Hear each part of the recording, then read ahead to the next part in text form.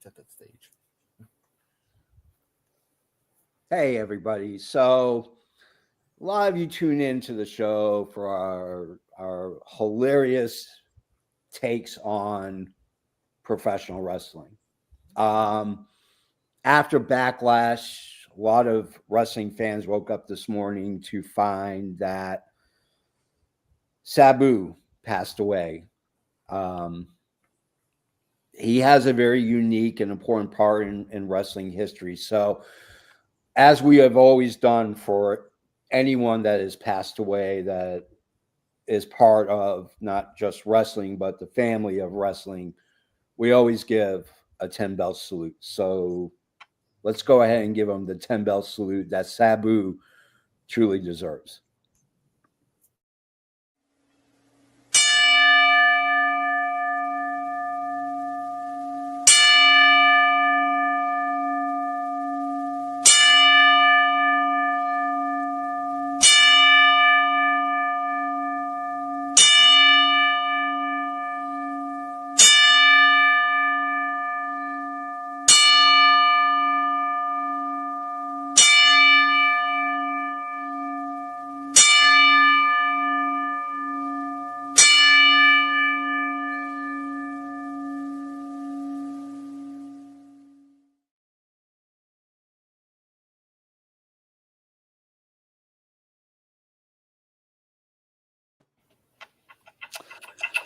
So I don't want to go into the intro.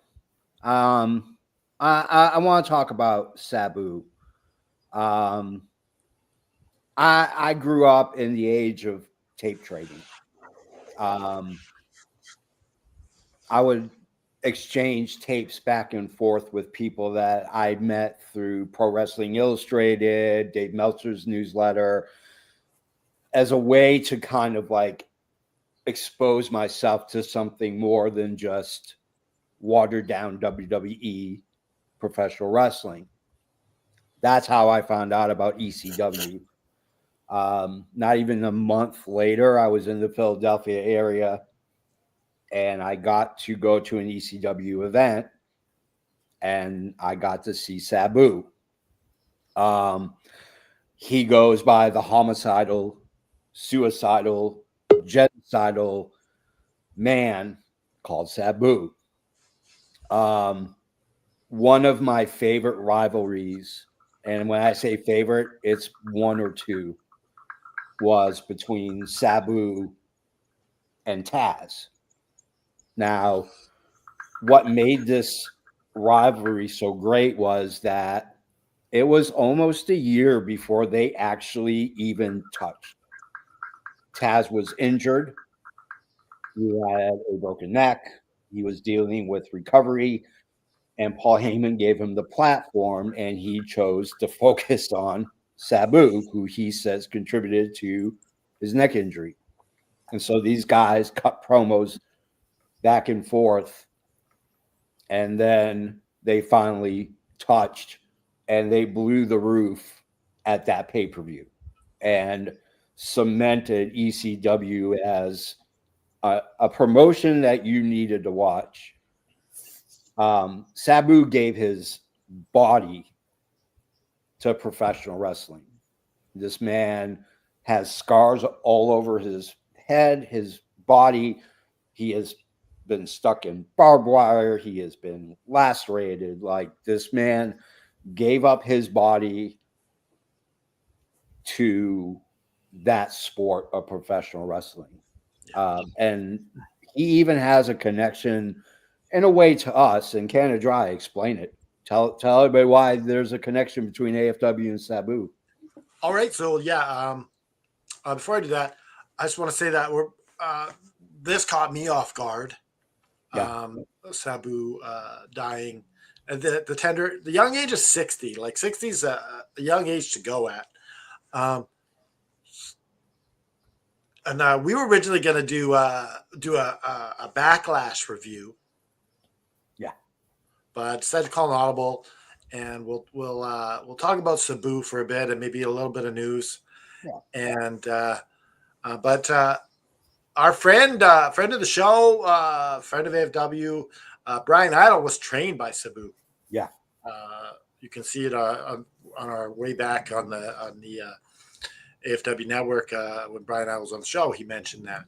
Yeah. But I want to bring in a caller, Shane. He wants to say something about Sabu. Yeah. Hey, boys. Hey! I got that even. First off, because I know Sabu was a beer drinker. In fact, he was having beers on Legion of the Skinks the other night. This one goes out to Sabu. Love you, man. Always enjoyed your matches. Oh, Shotgunning. I don't think I've seen Shane drink a beer regularly. It's always a shotgun. Sabu. anyways, I just want to touch on because literally, I just found out the news a few minutes ago, like all you guys did. I mentioned it, Aaron. Some of you guys might have seen in the chat. He was on Legion of the Skinks, which was filmed Monday night in New York, which was released on their network, Gas Digital, on Tuesday. There was nothing about his appearance that really just gave me something that like he was gonna pass away soon. Like, just did not happen. And in fact, he talked about, like, everybody kept saying, "Oh, that match in GCW against Joey Janela was his retirement match." And he goes, "No. There's one more match coming." He got knocked out in that GCW match against Janela, like early on too. He said during the Skinks episode, he didn't get to do all he wanted to do in that match because of being knocked out. That's why he had planned to do in that match. Maybe it might have contributed to his death because, hey, you shouldn't be taking headshots at 60 years old. Yeah. But it just, some of my favorite moments is when we first started getting ECW in the Canadian Airways because they had the partnership with TNN. So that's how we officially were able to start getting ECW in Canada once that partnership happened. Some of the memorable matches right off the bat were Sabu and RVD, especially going to pay-per-views. And Bill Alfonso cheerleading both guys at the same time because he managed them both.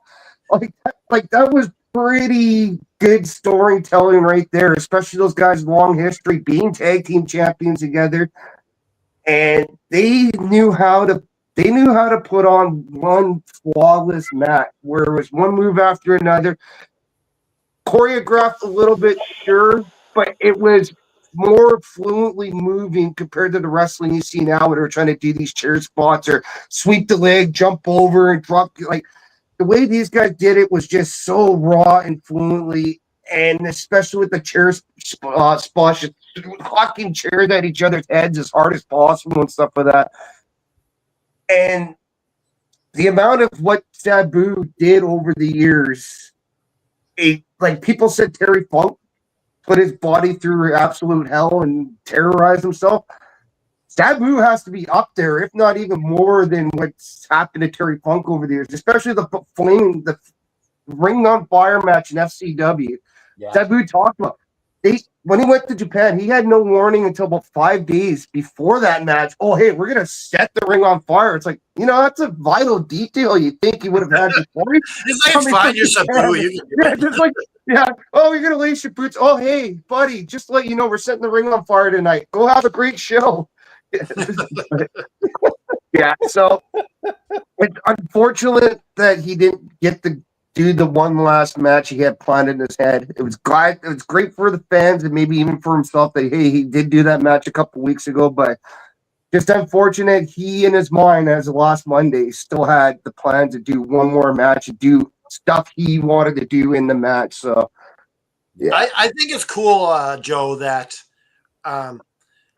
he got to be on a main stage in AEW. Like, wasn't it like last year? Mm-hmm. Yeah, well, not even a year ago. It was with Adam Cole. Yeah. It was very awkward, but it was still cool that he got to be on national TV. Yeah. Jericho. Then he had that spot with Jericho too, didn't he? Oh yeah, it was because it was that horrible Jericho MJF. I mean, Jericho and Adam Cole feud with Britt Baker and all that involved. Yeah, that's what it was. But still, I think like Sabu getting that one more like major like spotlight on him. Yeah. And The reaction was a great reaction, because Sabu transcended eras. You didn't have to be an ECW guy or an FMW guy. You didn't have to be a WWE guy. You knew who Sabu was. And a lot of people, I think, when they saw the AEW stuff he was doing, they went back on the internets and started watching old matches and realizing that, yeah, it's deathmatch is primarily his forte, and it's not for everybody. But that guy had an amazing talent, but also the psychology of professional wrestling, which I think right now a lot of professional wrestlers don't have. They don't understand that psychology. Well, but I think, like, as much as, like, he's a legend, we're talking the AFW network chat, that style kind of needs to die. Yeah. Like here's what I think about rough. Sabu's matches, though, compared to what's out there today. I more respect. I could get behind Sabu doing barbed wire matches and stuff like that. That was never near as gory as the crap that's out there now, where they're hitting each other with white bulbs and putting each other through pane glasses and stuff like that. Like the stuff out there, I think, wrestling and stuff, yeah. Well, even GCW matches. Some of those GCW matches are just like, man, that's just way too much for a hot dog and a 6-pack of beer, like. Yeah. So, but then, since the show's kind of got off track, but none of the shows named controversy. There is one controversy I do want to bring up involving Sabu. Oh, we're going to talk about that. We're going to talk about that. That's on. Okay, we'll say that. I'll come back later and bring it up then. But yeah, I'll let you guys go because I know there's a lineup of guys that want to definitely talk about Sabu and that are backstage. So I'll talk to you guys later. Thanks for having me. I really wanted to share that. Yeah, appreciate it, boys. Love you guys. Joe, did you want to say anything? I was like, for me, like Sabu, I always just equate with RVD. Like, that's my biggest thing. Whether it was, like Shane said, against each other or when they were a tag team. I loved watching them tag team together because they're just two extremely different wrestlers. Yeah. And of course you had the ultimate cheerleader in Bill Alfonso. That man, talk about a ride or die. He had those two boys' backs no matter what. Yep. Absolutely. Yeah. It's a big loss. If you are not familiar with Sabu, if you are curious, go online, go to YouTube and just type in Sabu and watch some of his matches. And some of them are gory and are extremely violent, especially when you're dealing with his Japanese, especially FMW wrestling matches. It can get pretty gory if you're not a big fan of blood and violence. I wouldn't suggest watching his Japanese death matches, but his ECW stuff was amazing. He is an important part and an important role of why ECW sustained as long as they did. Even when he left, you start seeing the decline in ECW when Sabu left and went away. So I remember the first time I saw Sabu because I was a big ECW guy. Yeah. There was the ECW invasion to Monday Night Raw. Yep. He was jumping off the entranceway. Yeah. The homicidal, genocidal. Forgot suicidal, which is the big one. But I think let's play the news intro. We'll introduce ourselves, and we'll do a little bit of news, and then we'll get into controversy. Controversy equals clicks. All right, here we go. From the four corners of the globe, from our studios to your home, this is FNN. The FN News Network, starring Canada Dry and the JFB. Hey, everybody. I am, of course, the Chief Shenanigans Officer of the AFW Network. I am Helen's bitch. I am the almighty JFB. James from Boston. And I am your Canadian hero, the patron saint of professional wrestling. I am that gingered up, bubbly son of a bitch. I'm Canada effing dry. Happy Mother's Day to all you moms out there. Happy Mother's Day, Mom. I love you. Happy Mother's Day. What about you, You Don? all know me. I am the EVP of everything that is AFW, wanting to wish all of the moms who are watching out there happy Mother's Day. Yeah. And to my wife who's sitting right here next to me. Yeah. So I'm gonna ask the AFW. Happy Mother's Day, Roman's mom. Yeah, Sorry, I keep just run off the show. So my mom is currently in the hospital right now. My mom has Parkinson's, which is a horrible, horrible disease. And she took a nasty fall and had surgery and is still having extreme amounts of pain. So as soon as I'm done with this podcast, I'm going to go visit her at the hospital. So for all of you out there, please say a prayer for my mom. It's a rough go. What's your mom's name? My mom's name is Janet. Hey, what's up, Janet? You're going to get better. And happy Mother's Day. Happy Mother's Day. We're just going to call him JFB's mom like you called my wife Roman's mom. Roman's mom, it's Mother's Day. She's allowed to be called that. But seriously, JFB, nothing but prayers and good thoughts for your mom. Hope everything's okay. Thank you. I appreciate it. So let's get into a little bit of news. Backlash happened, and it was an okay show. It was a good show. It wasn't horrible. Wasn't amazing. It was a good show. There were two things that really stuck out about it. One is that we have a new member of Bloodline 2.0 or whatever. I don't even think they're called Bloodline anymore. I don't even know what they're called, but they should just be called the Samoans. Yeah. He's not Samoan. He's Polynesian. He's Polynesian. But it's okay. It's okay. He's Polynesian. He was born in Hawaii. He's not. He's Polynesian, damn it. He's Polynesian. He's that Jeff Cobb's nothing but a corn-loving Hawaiian. So Jeff Cobb showed up. Now, for those who are not familiar with Jeff Cobb actually got big on the show Lucha Underground. He played Matanza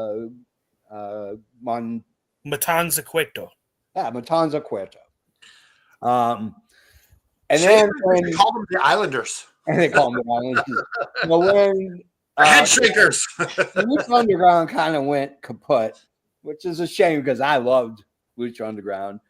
He kind of toiled around in the indies and eventually he latched on to Pro Wrestling Guerrilla, where he almost won BOLA, the Battle of Los Angeles. Which is a big deal.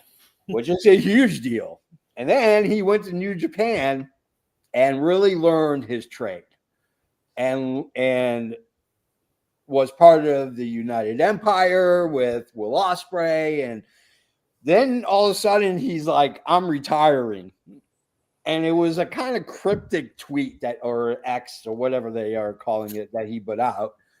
And sure enough, at the Fatal 4-Way for the U.S. title, Jacob Fatu wins and pins LA Knight after Jeff Cobb and Solo Sikoa just basically decimated everybody. It is so good to see Jeff Cobb in the WWE. I feel his personality, his body type, his wrestling style fits way better with WWE than he would have if he went to AEW. But I think AEW doesn't need him. I don't think AEW really does it. They don't need him.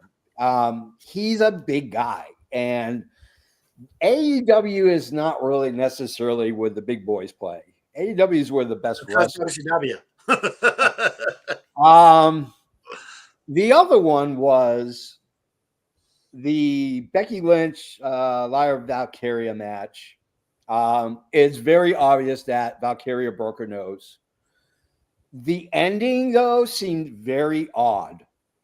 From the way that Becky Lynch was pinned, she puts her in the armbar submission and puts Valkyria in the armbar position. Refs and everybody comes out, and you're expecting like maybe Bayley might show up, or someone's going to come help Lyra Valkyria to get out of the situation. And all of a sudden, Jason Jordan has this conversation, and Becky Lynch starts walking off. And she stops, and Jason Jordan tells her, no, go to the back. And she sulked as she went into the back. And I think that it was a hard-hitting match. I mean, they did not pull their punches. They really were after each other, but it felt really weird. That could have been an audible. Yes. Oh, it definitely was. I mean, either the Because match there was was a fine moment. There was a moment when it looked like Becky was checking on her, like talking to her, like "Are you okay?" kind of thing. Yeah. Go ahead, Joe. like this match was great until the end. Yeah. I think for non-professional wrestling fans or for very casual wrestling fans, I don't think people really understand truly the physical toll that wrestling takes out on these wrestlers.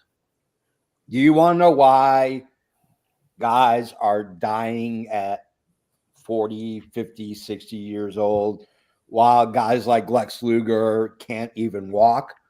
It's because the amount of physical damage you do to your body each and every We day. talk about physical damage.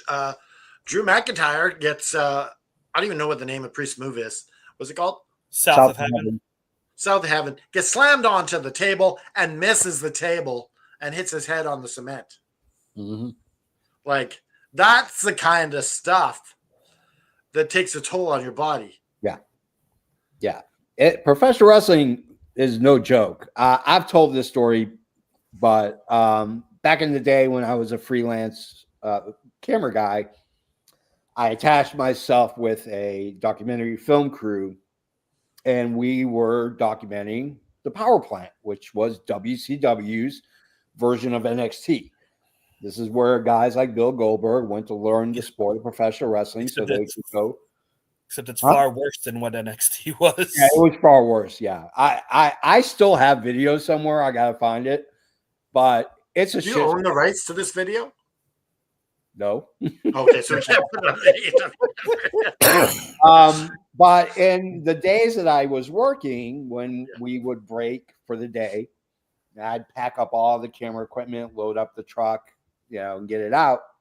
I asked if I could learn some stuff and explain to Sarge and a couple of the other trainers that how I love professional wrestling. While I don't want to become one, I want to know the experience. I want to know how hard it really is and how much pain is involved to see if I could do this. This is back in the day. So what did they actually do to you? I ran the ropes. I learned how to take a fall. That was the first thing I spent. And you're much younger, mind you. I was way younger, yes. And so I learned how to take a fall. I learned how to fall on my back and spread the energy so it didn't hurt. That's bullshit. It hurt. It hurt a lot. And then I ran the ropes. It hurts, but it doesn't hurt as much as long as you do it right. Correct. And I had bruises up and down the sides of my body from running the ropes because those ropes are legit. They hurt. And it takes a while for your body to kind of build a callus so you don't bruise every time you run the ropes. Guys like, I think what's wrong with putting some crash pads underneath the tables? Why don't they do that? Because I think that takes away from the realism that they want to perceive that this is real violence. Kate.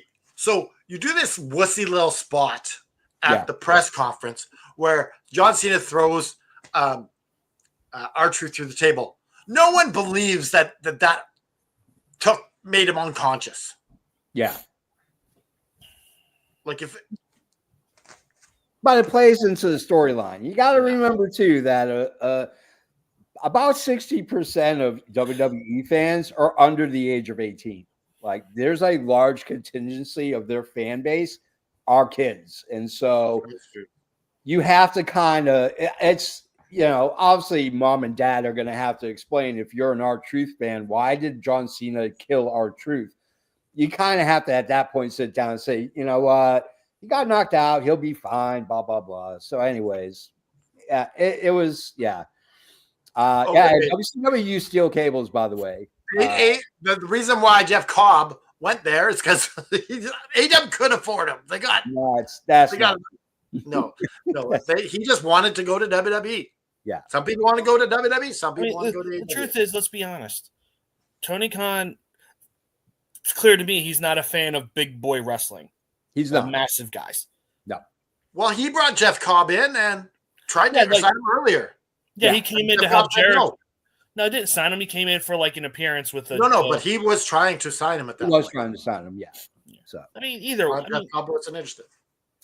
So there is news out that ultimately the final call on who was released on these recent releases was 100% Triple H. It wasn't Ari Emanuel, the owner of TKO and the owner of William Morris Endeavor.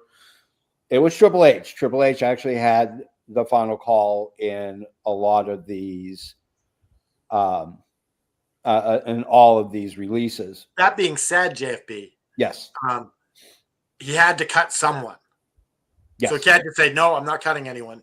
Yeah. No, he had to cut someone. Like, this is how you got to shave some money. So you make the choice of who's going. Yeah. I mean, ultimately what it comes down to performance and what you're being paid and where you're at in your position. Now, we've talked about the releases last week. Some of them made sense. Some of them did not. Dakota Kai and Cora Jade did not make sense. Braun Strowman made sense. Financially, it made a lot of sense. So I want to stick on WWE for a couple of seconds. So according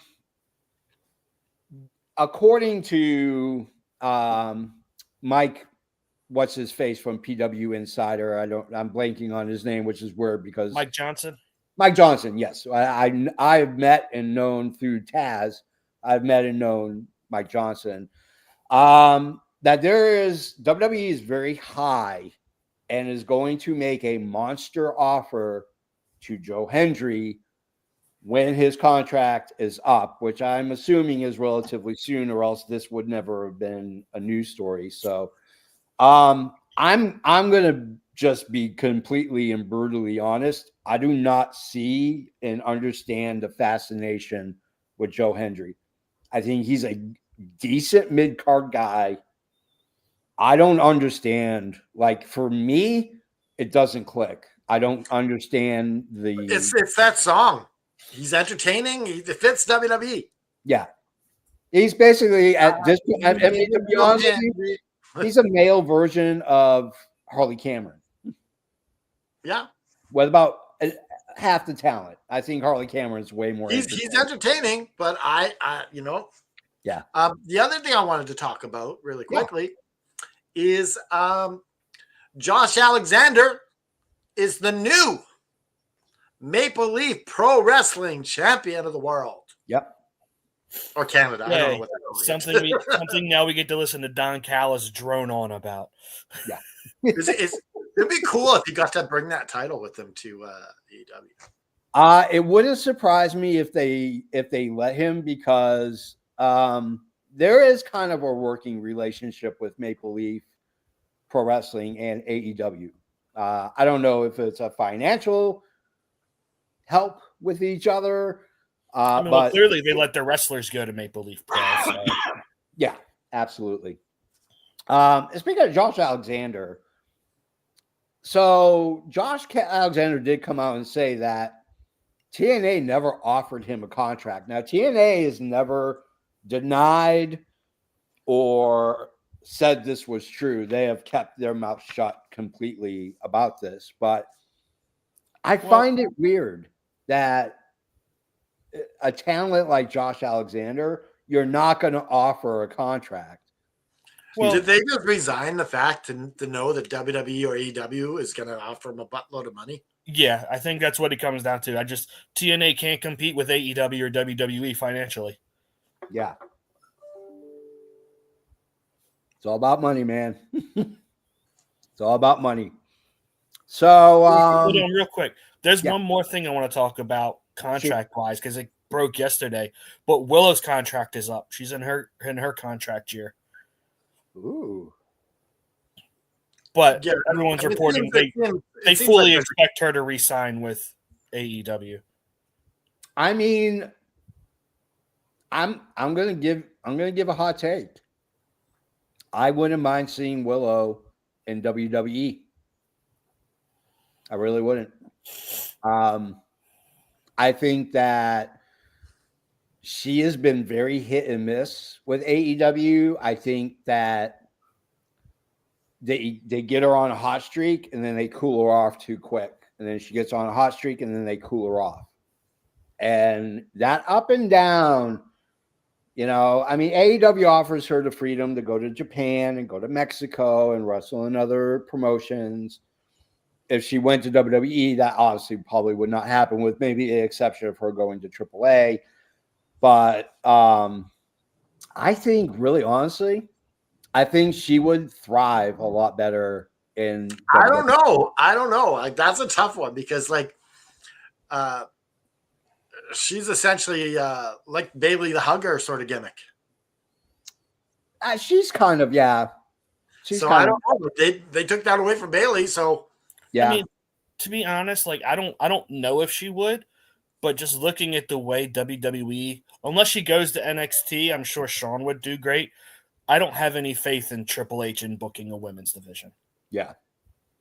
But all for her trying to get the most money. Oh, absolutely. Like, They'll get paid. That's what it's for. That's why it's great that you have WWE and AEW. People get paid.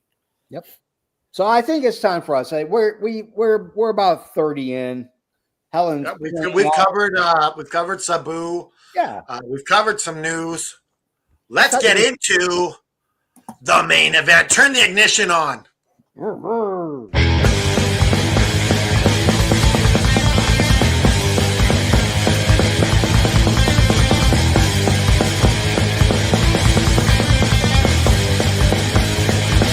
This is the main event of the evening. Jeffy, before we get started, can you get that scrolling thing going on?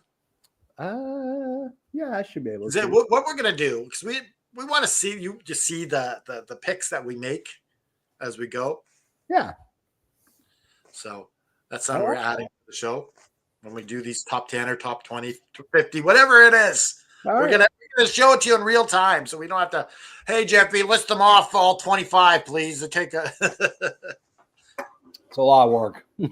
All right. So, what we decided to do is we decided to go into taboo country, if you will. We're going to talk about controversies. Because controversies equal clicks, but wrestling has a very unique history when it comes to controversies, because you are trying to run a promotion that is not based in reality, but real life stuff happens to these wrestlers. And so we decided to come up a draft style, the top controversies of professional wrestling. And so, Canada Dry, you're going to go first. What is your first pick? Okay. Number 10 on the list. We're going to talk about something before the internet. Yeah. There was just like word of mouth. And I remember being in elementary school, and we were talking about this on the playground. Hacksaw Jim Duggan and the Iron Sheik got fired from the WWF at the time. And they got fired for doing cocaine and getting pulled over. Mostly not because they were doing coke, but because they're supposed to be enemies. Yeah. And they weren't protecting the business. Nope. Do you guys remember this? I do. No, I'm significantly younger than you guys, so like, Significantly? Oh my goodness. how old are you there, Canada Jai? We don't reveal ages on what do you think? This is doxing hour? People where I live. Canada, duh. Everyone knows. There's just one place to I live live in in Canada. the great north, eh? Yeah. I remember this because this was when I first learned that wrestling is not real. Because Is this their tooth fairy moment? Yeah, This is your bubble popping moment. very much so. Hacksaw Jim Duggan was a good guy. The Iron Sheik was not a good guy. He was a bad guy.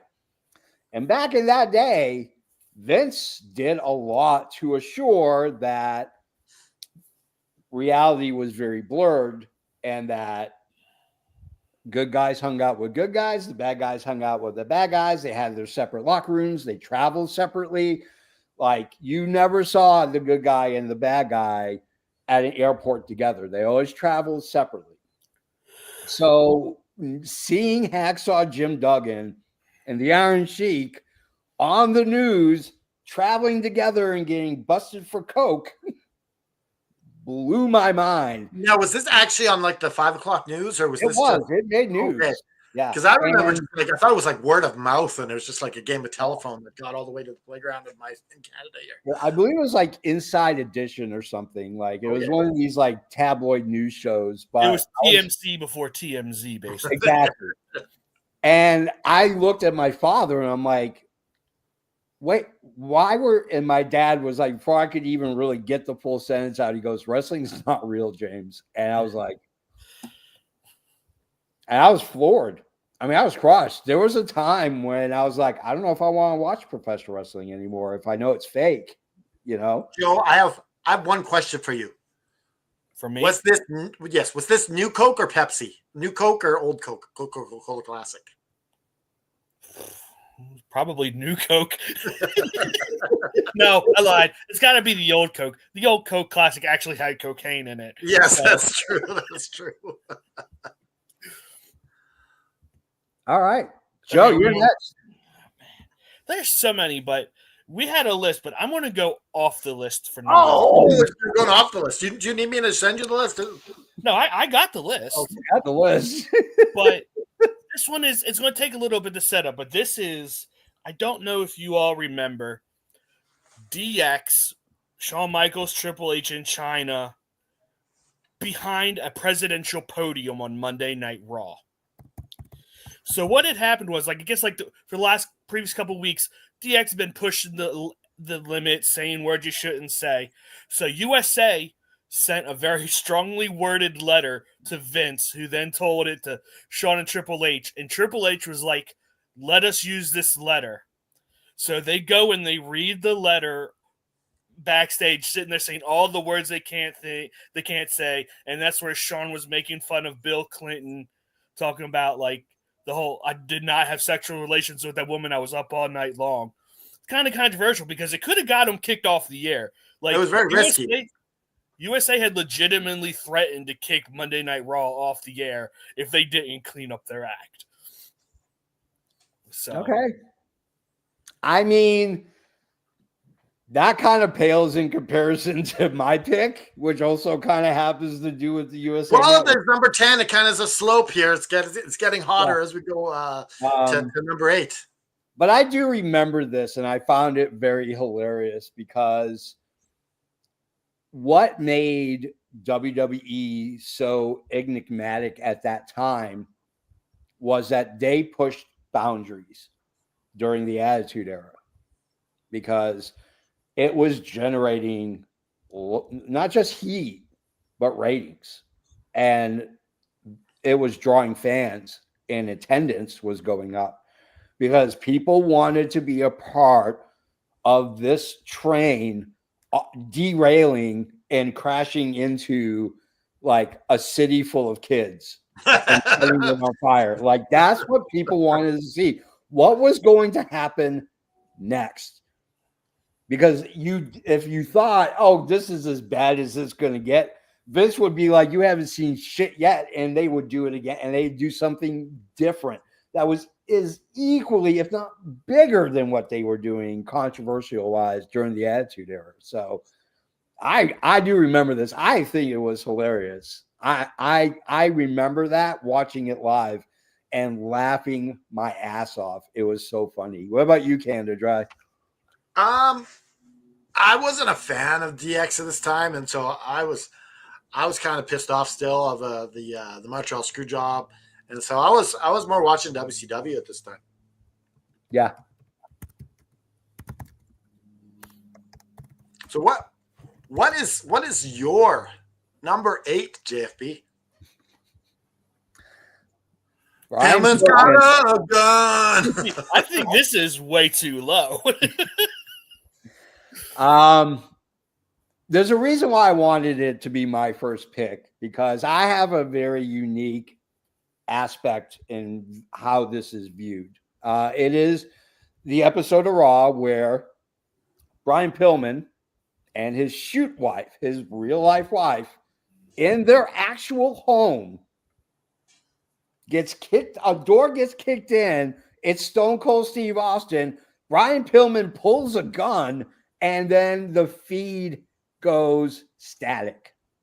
Now, and then they have a match. Like nothing's like. I hope everything's okay. Anyways, but here's the thing.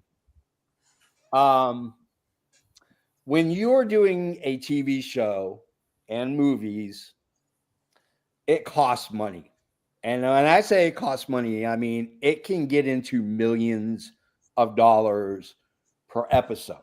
And so you have to find a way to kind of defer that amount that you have to pay. So what you do is in TV, you sell advertising.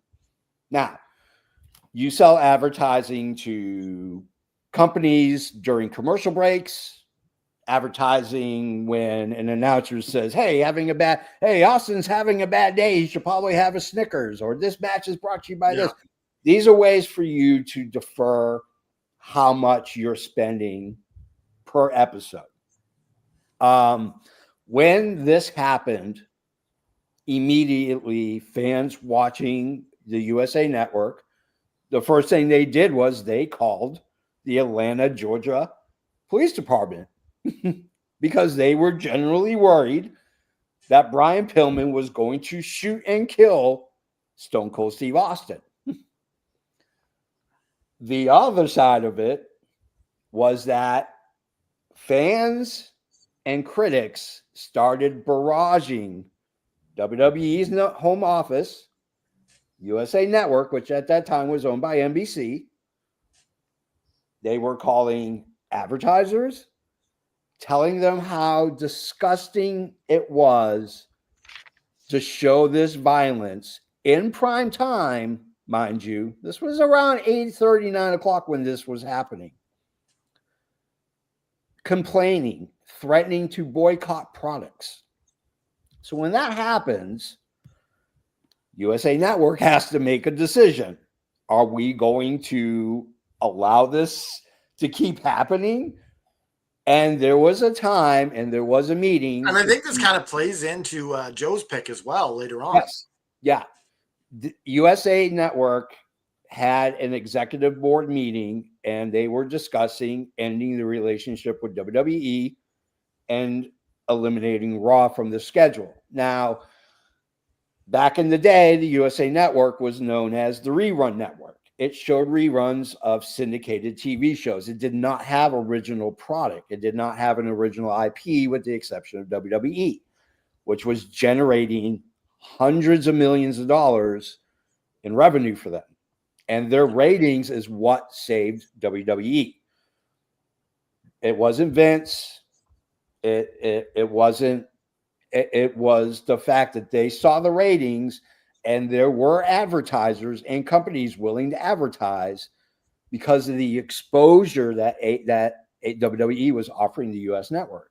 So when you talk about Brian Pillman pulling a gun on Stone Cold Steve Austin, when you talk about DX doing their presidential about the words they weren't allowed to say and said them anyways, like, you know, that's walking that very thin line because if you have been paying attention to entertainment news, streaming networks like Peacock, Prime, Netflix, Hulu, name it, they're canceling shows left and right. They're not giving shows time to really plant their roots and grow. So, yeah, I mean, this was a huge thing. What about you guys? Yeah, I remember Vince McMahon had to backtrack the next week and apologize. Yep.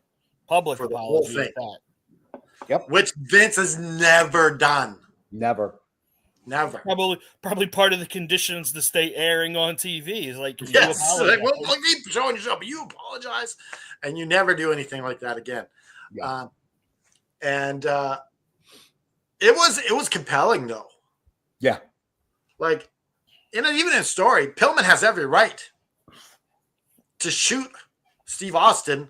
He's breaking in his house. Yeah. in American law. Yeah. Yep. Well, no, it's not. In some states, some places. There are some states where you don't have the right to kill an intruder that's breaking into your house. Kill or shoot? Both. Either.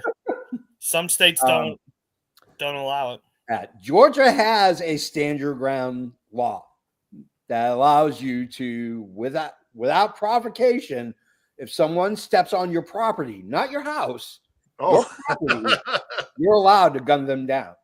A lot of states, though, they also have it's like the 2-door threshold rule. Like they have to enter through 2 archways before you're allowed to shoot them. So 1 door is enough, damn it. No, not necessarily, because 1 door could be your porch. No, but there's a time when it's considered they're inside your house. Yeah, I mean, but yeah, that's American law for you. Yeah. But yeah, this was very controversial at the time, and it could easily be higher on the list. Yeah. I remember watching this, and I don't remember what year this was, but I know I was fairly young, and I was shocked. I was like, this is the wrestling I know. All right. Canada Dry, it's your turn, my friend.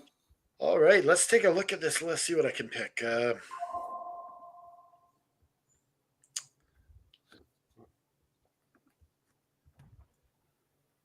I'm going to go with the plane ride from hell.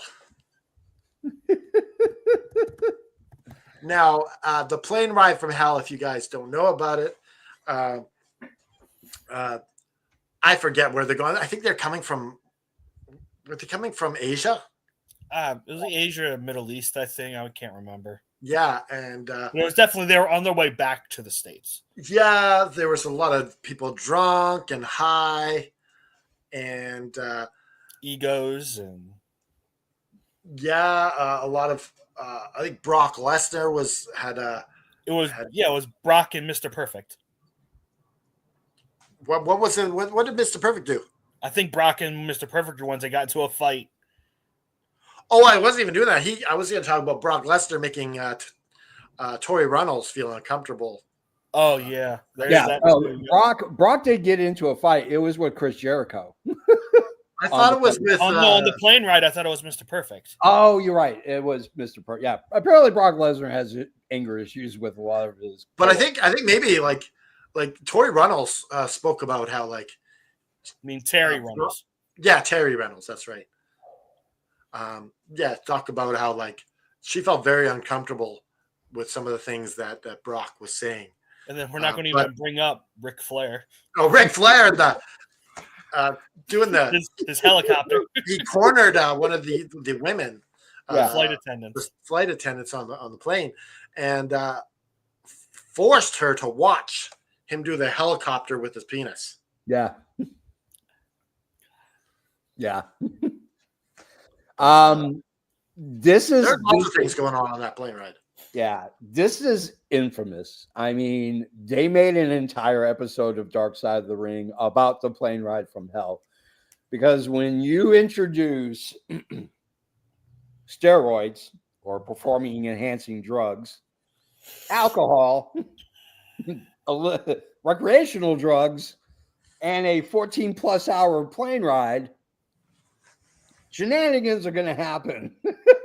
It's just, I mean, I'm lucky that I have flown and have never witnessed passengers being unruly or acting crazy, but you can find them all over the internet of the culture that we live in, which is, holy shit, something's happening. I got to record it on my phone. There's no video of what happened on this plane. And the stories that are still coming out to this day are just mind-boggling because people should have been fired for this. Ric Flair, the things that they said was Ric Flair was a made man at this point. Yeah. And I think he's probably with Evolution or something at this point. Yeah. And he felt he could get away with anything that other people would be fired for. Yeah.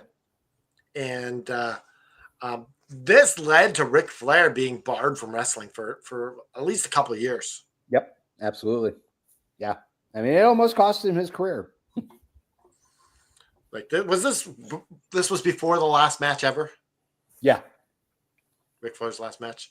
Yep. Okay. So, the plane ride from hell. If you get a chance, watch the episode on the plane ride from hell because The Dark Side of the Ring. Yeah, Dark Side of the Ring. No, legit. It is a wild story. That's one of the better episodes. I got to be honest. It is. It's one of their top. Compelling. All right, Joe, who are you going with? Okay. So looking at the list we have here, I think this is sort of related to Canada Dry's first one, but I feel it's a little more controversial because it actively impeded storylines. And that is RVD and Sabu, rest in peace, getting pulled over for marijuana when RVD was both the WWE and ECW champions. They had just put both belts on him. And like less than a week later, he had to lose the title. Mm-hmm. Like, this is just controversial because it literally is damaging on-screen stories. Yeah. And his career. Yeah. Right. And his career. So, yeah, like he was both, he had just beaten John Cena at One Night Stand. Yep. In arguably like the most hostile wrestling crowd ever. And then like a week later, he's dropping Was it only a week? What was that? Was it only a week? It was. Yeah, it was literally like a week. Yeah. It was like a week later, he dropped it in the WWE title to Edge in a triple threat. And then the next night, which was the 4th, so it was July 3rd, July 4th, he dropped the ECW title to Big Show when Paul Heyman turned on RVD. Yeah. He was not fired long after that. Yeah. So I mean, I remember this because I read about it on TMZ.com and they had the video of the actual arrest. And, you know, here's the thing. WWE says they have a wellness policy. That wellness policy is absolutely 100% bullshit. Now, it may not be now because WWE is not. It's much different, and they've relaxed on weed and everything. Yeah, but you know they're owned by a different company. They're not owned by Vince anymore. So, like the legitimacy of the wellness policy, I'm sure, is somewhat more strict than it was when this occurred. And when Vince was running it, other guys got a pass. Yeah, certain guys didn't get called while, like, say, Chavo Guerrero is having to go piss clean. Yeah, exactly. I mean, like a Randy Orton who they clearly made it able to wipe away strikes so he could not be fired. Yeah. So I do remember this quite a bit. What about you, Canada Dry? Yeah, like this is one of the biggest missed opportunities in wrestling. Yeah. Like, I wonder what, like, if they could have just like put him off TV for a bit. Yeah. But it's too bad that was a policy at the time, because what could have been? Yeah. Like it was red hot. Like that was literally RVD in his prime. Like he was never more popular than he was right then. Yeah. And didn't we just talk about this last week that he said why he didn't get a run. He's like, well, you did, but you smoked it away. Yeah, basically. Pretty much. So I'm going to go next. This is number 5. And I'm going to talk about my favorite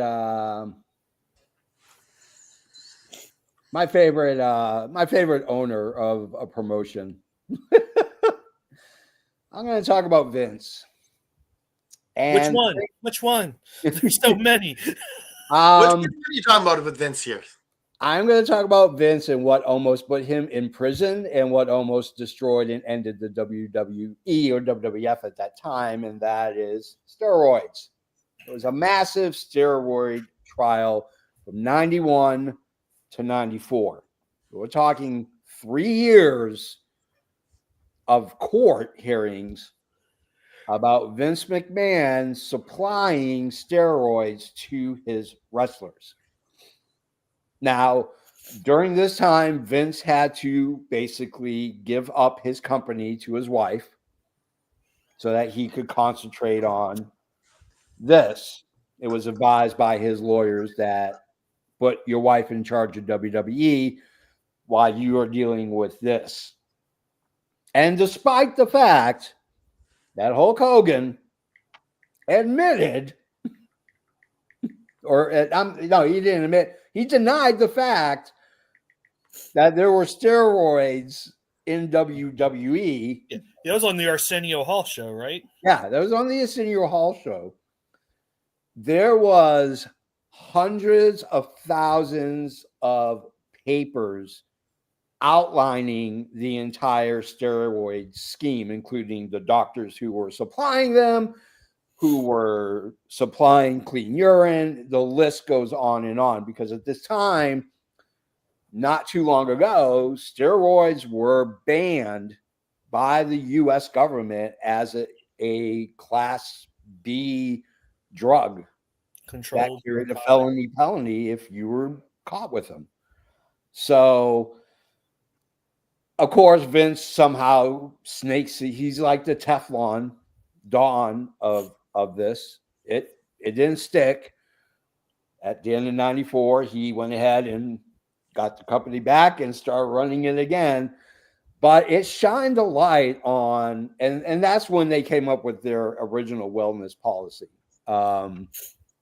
which was bold because guys were passing out and dying left and right all through the 90s. I mean, we're still seeing the effects of that to this day. Absolutely. You know, I mean, Brian Pillman, Latino Heat, Eddie Guerrero. I mean, while they may have had British Bulldog, yeah, when you're dealing with health issues, it's not because you were taking leg drops and body slams. It's because you were using steroids, and steroids will destroy your body. Amongst other drugs. Amongst other drugs, too, yes. Let's not, yeah. But, you know, steroids plays a very important part in all this, too. The Legion of Doom, like the Road Warriors were the victims of this as well. Yeah, absolutely. Yeah. I mean, it was a big deal because if Vince was found guilty, Vince would have gone to prison for a very long time. And there's a good chance that the WWE either would have been sold or they would have gone bankrupt. This was one of those silver lining controversies because this led to the new generation. Yep, it did.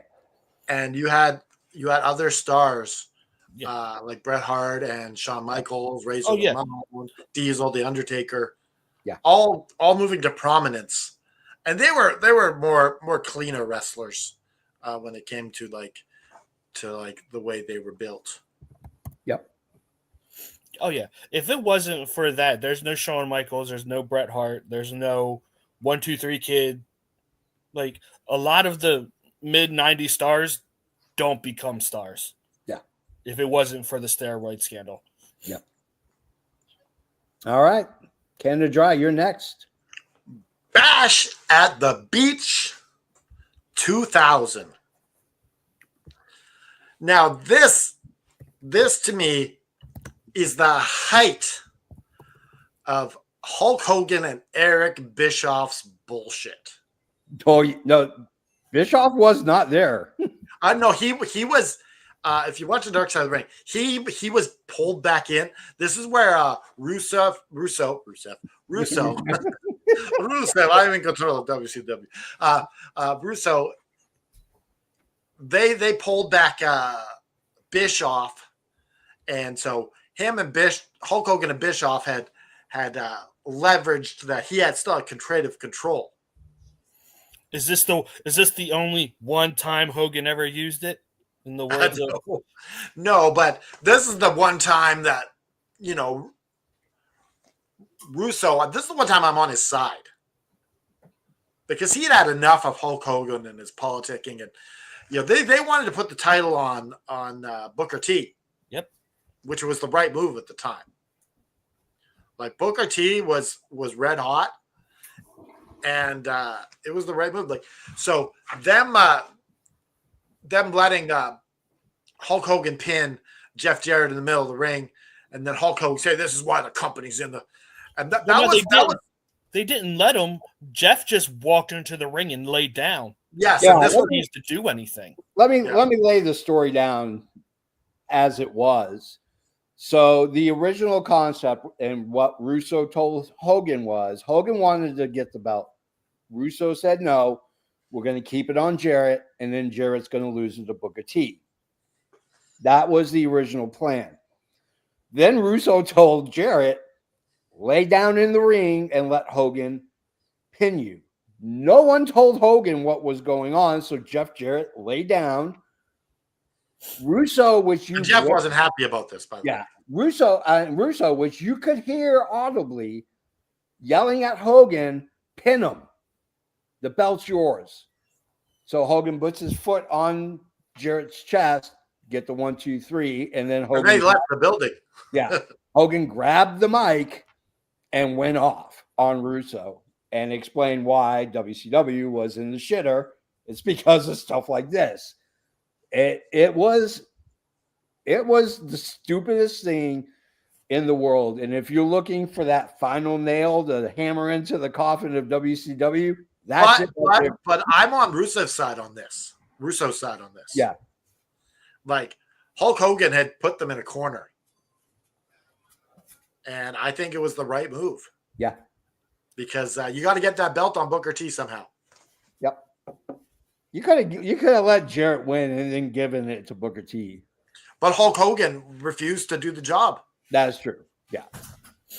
And this resulted in a lawsuit. I don't remember which was it. Hogan suing WCW or yeah. Because that's right. Because then later that night, Russo came out and cut that promo, just eviscerating Hogan. Yeah, absolutely. Oh God, warm feelings. I love it. All right, Joe, it's your turn. Damn it. Number three. Jeez, I don't know where to go from here. Well, you got your Shawn Michaels one.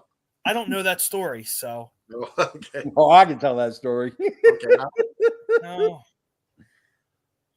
I think a fitting number 3, we're going to talk about CM Punk. Whether it's his pipe bomb in WWE or his freaking brawling conversation,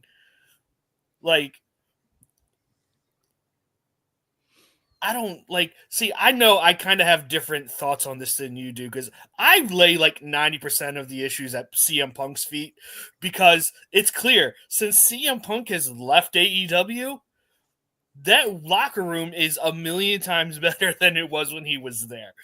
Mm-hmm. So yeah, go ahead. No, go finish. No, it's just I just don't get it. It's like CM Punk. I think he has a massive ego about himself, thinking he knows the best way to run wrestling. It's clearly not what has happened. I remember everyone eviscerating the Bucks. I'm like, they were literally doing their job. Yeah. Whether you like it or not, they're EVPs and their job is to go. They went with head of relations and they went with freaking the head of legal. And this is all after CM Punk had been joking in the scrum saying, you know where I'm at. Come talk to me if you have an issue. Yeah. So they did. Yep. And it turned, and we're not even talking, we haven't even talked about the real glass thing as well. Oh, that's all in. That's like what, a year later? Yeah. So yeah. I've met CM Punk. At one time, I was doing some work for a gentleman by Toby who does talks about being positive and basically being straight edge every day, all day. And so I was shooting some vignettes for his website and his YouTube page, and I got to meet CM Punk. The two of them are very close. And I get to talk to CM Punk, and I talk to him periodically here and there between breaks and stuff like that. CM Punk is who you get. The CM Punk that you see on TV at these post-wrestling, post-match conferences, that is who he is. This guy does not hold back any punches. He tells you exactly what's on his mind. And the reality is that you can go from being his best friend, Colt Cabana, to being his number one enemy, Colt Cabana. When WWE let CM Punk go, CM Punk went on Colt Cabana's podcast, The Art of Wrestling, and it was a pretty long episode. It was over several hours where he talked about the bullshit he had to deal with, both mentally, physically, and medically, with WWE, and said he will never, ever work for them ever again because of the way he was treated. So he was out of wrestling. He tried MMA. He started writing for comic books, blah, blah, blah. Next thing you know, he's at AEW. And then things seem to be maybe it's going to work out until he decides to start going on his own direction again, calling out people like Colt Cabana live at a press conference. And then verbally getting into altercations with guys like the Young Bucks, Kenny Omega, and Jack Perry. And so Hangman. And Hangman as well. And Hangman as well. And then got let go for his whatever. And now he's back at WWE, the one place he said he would never work again. And at some point, he's going to do or say the wrong thing, and he's going to get let go because it's not just, Ari Emanuel is not going to put up with this bullcrap. Do you know why I think he works better at WWE than AEW? Because he needs to be part of a well-oiled machine. Yep. That's tight. Yeah. Like if it's loosey-goosey, he doesn't function well. No. And I think that's part of the problem. With him at AEW. Yeah. I can for example, you get a guy on a sports team where there's an asshole, but they're great players, but they're assholes. If you do not have mentors in that room to keep that guy like, hey, don't say shit like that, then it's going to cause turmoil in the locker room. Well, as much as I hate to say it, I mean, that team for the longest time in the NFL was the New England Patriots. Bill Belichick ran a tight ship. Yeah, he could bring in the people who were a little bit crazy or off the wall, and he'd have them, well, except for Aaron Hernandez, running straight. Can't help him, sorry.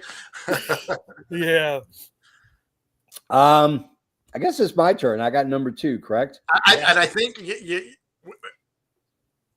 I sent you a message on a messenger because I think that the last 2 should be a certain thing. Oh, okay. Yeah. Okay. Okay. I had something else, but I'm gonna. But I think that this is more fitting because we can't leave this out. So the reality is, this is number 2. The reality is that people screw people all the time. I will admit I have screwed my share of people You? Overtime. Oh yeah. I'm shocked. I am. I know. I want to talk about the Montreal screw job because the controversy of the screw job and the controversy that followed are huge. So you have Bret Hart, who is wrestling for WWE, signs this 25-year contract worth over $1 million per year or whatever they were going to pay him. And months after signing this contract, Vince goes to Bret and says, "You know that I can't afford to pay you because at this point, WWE is financially strapped. I mean, there is a big chance that WWE is going to go bankrupt because of WCW, because WCW is offering guaranteed contracts, overinflated contracts. They were giving billions and millions of dollars to wrestlers who did not deserve millions and millions of dollars, but they wanted to get WWE talent. So it didn't matter who you were or how good you were going to get a big fat guaranteed contract. And so Vince said, if you can still get the contract that WCW offered you originally, I take it because I can't afford to keep you. And so Bret calls Eric Bischoff. He gets the contract, which is a little bit better than the original in terms of earnings. And so Bret signs on the dotted line. This is before 90-day clauses were in effect. I think WWE's was 30 at that time, non-compete clause. And so we come up to, was it Survivor Series? Yeah. Yeah. So we come to Survivor Series, and it's going to Montreal in Canada, Bret's home country. And they were going to have a championship match. It was going to be Shawn Michaels versus Bret Hart. And it was a really good match up to that point. It was going to be a really good match. And for weeks, Bret kept telling Shawn that let me win, or not Shawn, but Shawn and Vince and the higher ups like Pat Patterson and all them, that he has no problem dropping the belt, but I don't want to drop it in Montreal. I don't want to drop it in my home country of Canada. I want to drop it the next night at Raw. I have no problem dropping it to Shawn Michaels at Raw.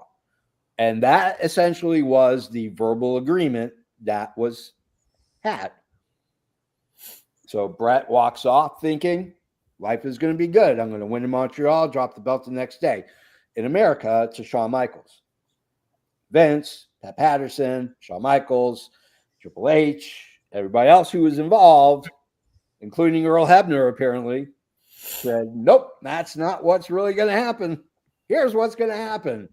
We are going to screw Bret out of the belt because Vince was so afraid that Bret was going to take that belt to WCW and do the same thing that Medusa did when she went to WCW, which is dump the belt into a garbage can or do something that wasn't good to that world championship. I don't think that Vince actually believed Bret would do that, though.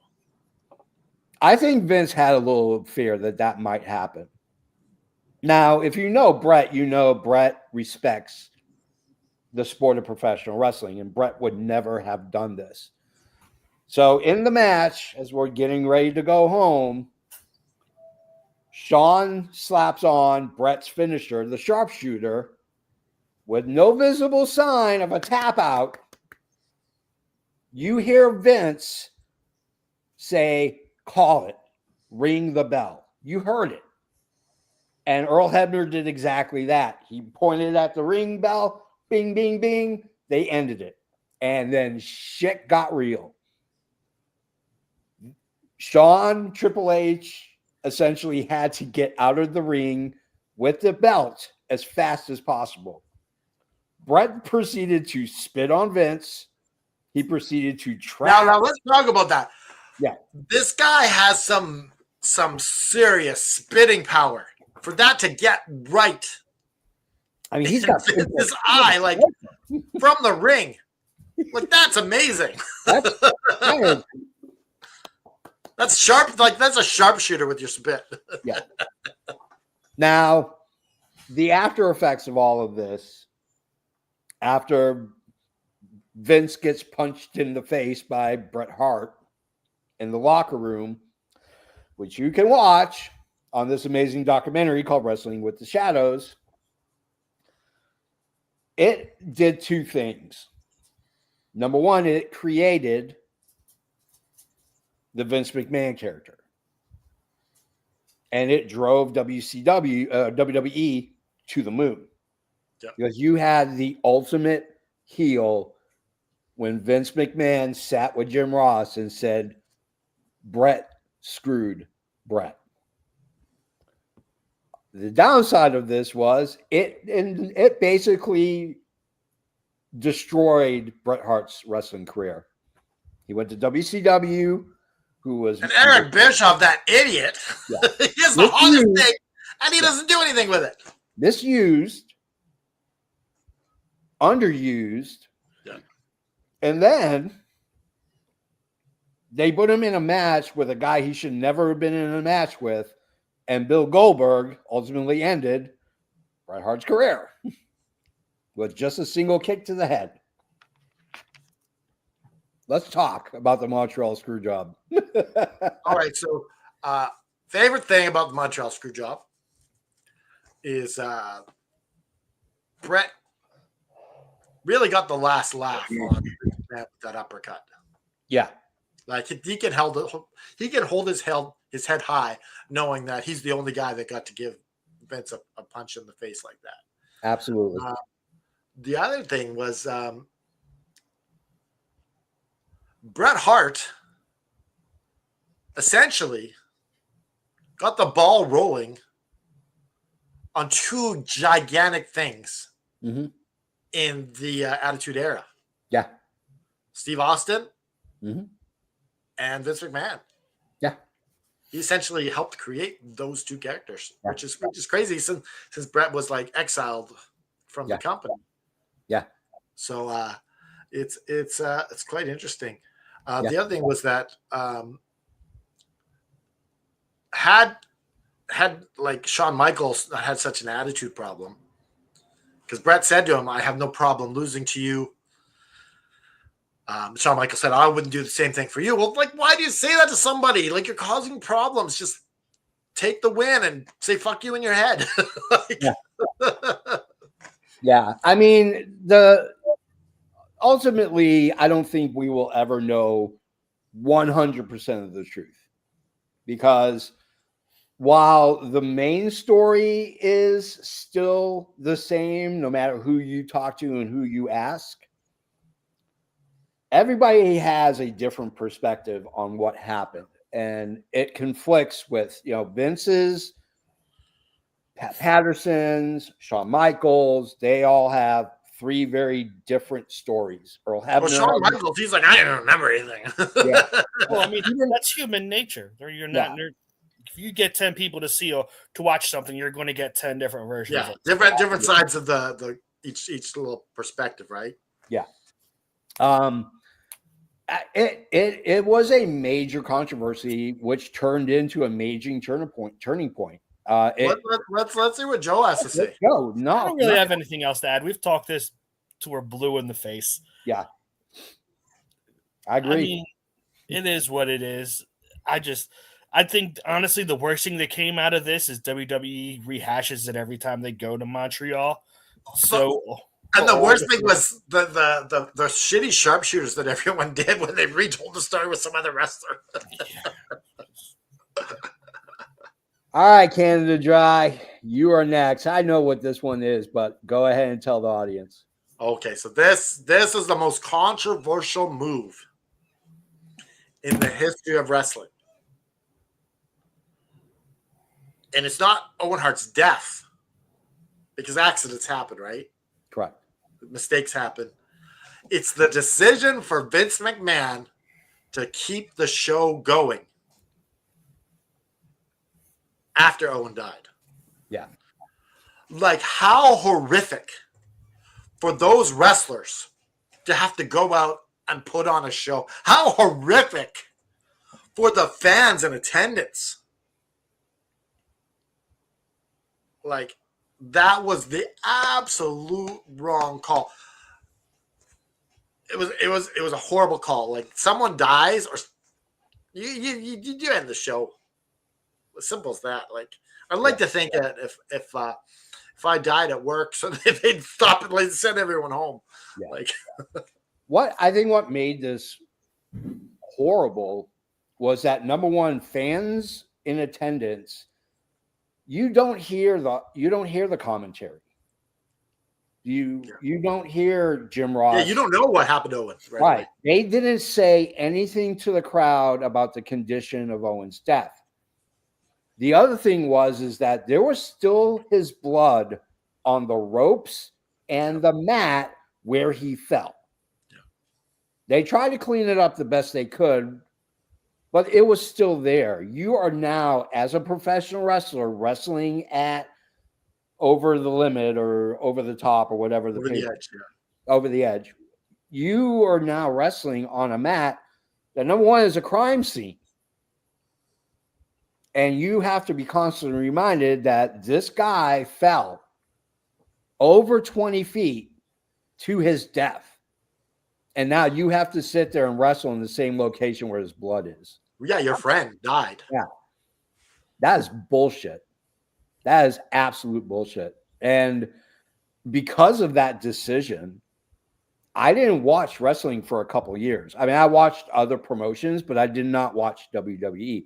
I was mad because I was watching that pay-per-view. And when they cut to JR and they cut to, I mean, because they immediately cut to JR and to Jerry the King Lawler. And they're I didn't really forgive WWE until Vince was ousted. Yeah. Because he's gone. Okay. He's the guy that made the call. Yeah. It was horrible to say this is what Owen would have wanted, because that's bullcrap. Yeah. Owen wouldn't have wanted the show to go on. But Vince saw it as a loss of revenue, because if they had the end the tickets short, people were going to ask for refunds on the tickets that were there live, and and a return of money from renting and watching the pay-per-view. Yeah. That's what he saw. He didn't care about Owen. He cared about the bottom. Joe, what do you think? Yeah, like, it's rough. Like, I think because this happened when I was a younger kid, so I'm just like shocked more than anything. And like, I don't envy Vince McMahon for having to make these decisions. Yeah, because the buck stops with him, and he is the owner. Like I said, he was damned if you do, damned if you don't. Yeah, because he's going to get crucified for keep going, because you're basically saying, "Fuck the people, we don't care about." Yeah. Whereas he's saying, or if he has to refund all that money, he's out who knows how much money. Yeah. Well, and they got sued. I mean, there was a civil lawsuit of wrongful death. Death. And the big platform was that, number one, the rigging was not tested properly. Yeah, it was done with I guess the other company they were doing it before. Yeah. Because Vince wanted a quicker release. Yeah. And the other company's like, that's not safe. Yeah. And so they got some other shittier company to do it. And we can do it. And they use like a sailboat thing. Yeah. And the other part of the lawsuit from Martha, Owen's wife, was that they did not preserve the crime scene at all. The rigging was removed as quickly as possible and taken away. Yeah. And you have a crime scene. When someone dies, whether it's by accident or intentional, yeah, it's still a crime scene. It's a crime scene, and they did not secure it. My biggest takeaway from this is I don't know how the hell Vince McMahon has been so lucky to get away with everything that he has done. From the steroid scandal to this, to the one thing we didn't bring up on this, which could have easily been all 10 freaking intros, is Janelle Grant, sexual exploitations. Yeah. Like, the bill has never come due for this man, and I don't understand how it hasn't. Well, it kind of happened now. Like, he's banned from his own company he created. Yeah. But he made billions of dollars off of being banned. He sold all of his stock and got paid. Yeah. He didn't. So he can't control what WWE does. He didn't pay for any of his sins. Yeah. That's true. That's true. I don't know. Maybe there's a Luigi out there with a. Whoa. Oh, yeah. Sorry. There seems to be some speed bumps with that whole thing going on in New York. Like, apparently Luigi really didn't do it, and he's a scapegoat type. Like, oh, interesting. I haven't been paying very much attention to it. I've only seen a couple headlines in passing, but yeah, it's going to be interesting, that trial. I am keeping my eyes glued to it. I have a news aggregate that alerts me about anything that comes out about that case. So, because it's interesting. So, guys, that's the end of the show. There's a lot more that's on our list. So I have a feeling part 2 might be coming. Like I said, Vince McMahon could be all part 2 by himself. We could, we literally could do a entire episode about Vince and an entire episode about Hulk Hogan, because those two guys are controversial. We only got 10 slots. So yeah, we only got 10, so we tried. Anyways, guys, there's multiple ways to get in touch with us. We are a community. We are not just a podcast. We're not just a t-shirt company. We are a community of people who love professional wrestling, but are also human. And we are here to lift people up and help them move forward. So you ask yourself, JFB, how do I get in touch with you guys? You get on the old machine. Down below, there's a whole bunch of links. And those links are going to send you to our Facebook, our Twitter /X, our Insta. It's going to take you everywhere.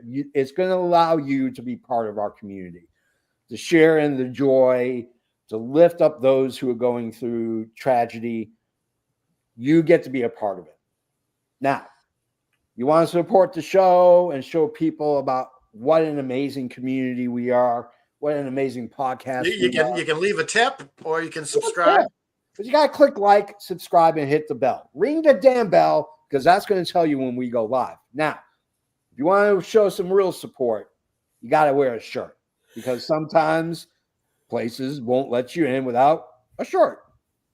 Like Canada Dries, AFW Say Pro Wrestling. We have a multitude of t-shirts. So go to prowrestlingtees.com/effing wrestling and get all of your amazingly awesome AFW Network gear. Now, if you are a fan of old school wrestling, and I know you are, and we talked about some of it today, Adrian Adonis has his own Pro Wrestling Tee store. We call it the Flower Shop. You can go to prowrestlingtees.com/ Adrian Adonis, where you can get all your Adrian Adonis gear. It's been a long day, guys. Anyways, on behalf of Canada Dry, on behalf of EVP Joe, I am the JFB. Put your fist in the air, put the devil in a sharpshooter, and just keep fighting. Halos up. Woo!